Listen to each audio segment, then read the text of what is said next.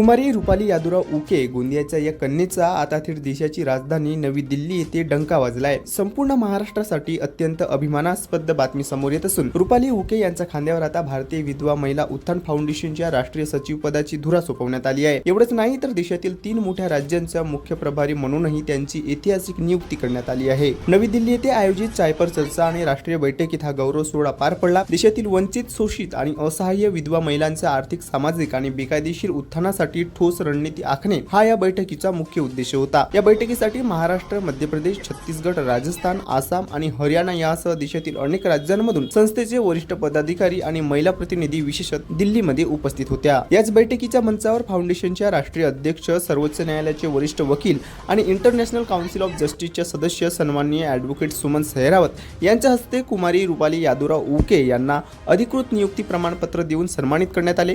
रुपाली उके यांना मिळालेल्या या राष्ट्रीय सचिव आणि महाराष्ट्र, मध्य प्रदेश व छत्तीसगड या 3 प्रमुख राज्यांच्या मुख्य प्रभारी पदामुळे त्यांच्यावर सर्वोच्च स्तरातून अभिनंदनाचा वर्षाव होत आहे।